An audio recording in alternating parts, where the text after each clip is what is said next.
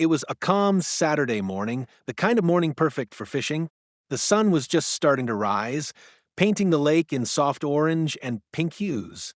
I grabbed my fishing rod, my tackle box, and a cup of coffee, heading down the short path that led to my dock. The lake had always been my peaceful escape. After a long work week, there is nothing better than casting a line in my own backyard. But peace, as always, didn't last long. Enter Karen, my neighbor, president of the HOA, and self-appointed guardian of the neighborhood.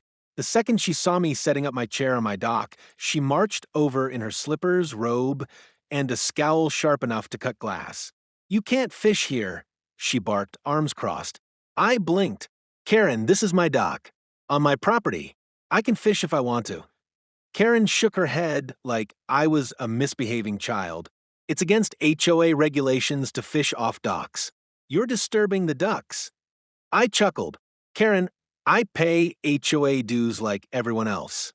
And there's nothing in the bylaws about fishing on your own dock." She glared at me, whipped out her phone, and snapped pictures like I was committing a crime. "We'll see what the cops have to say." I thought she was bluffing, but 15 minutes later, a police cruiser pulled up. The officer stepped out, clearly already exhausted, probably from dealing with Karen before. "Sir," the officer said, "we got a call about someone fishing illegally. That you?" I sighed and nodded. "Yes, officer. On my own dock. Here's the deed to my property." The officer glanced at it, then at Karen, who was standing behind him with her arms flailing. "Ma'am," he said patiently, "this man owns this dock. He can fish here. This isn't an HOA matter, and it's definitely not a police matter." Karen's face turned red. But the ducks." The officer gave her a flat look.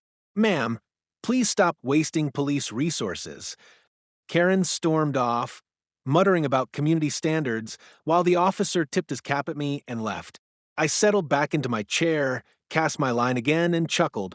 The fish weren't biting yet, but the victory was sweet enough. From that day on, I started fishing every Saturday. Karen never called the cops again, but she did glare at me from her window every time. And honestly, that made the mornings even better.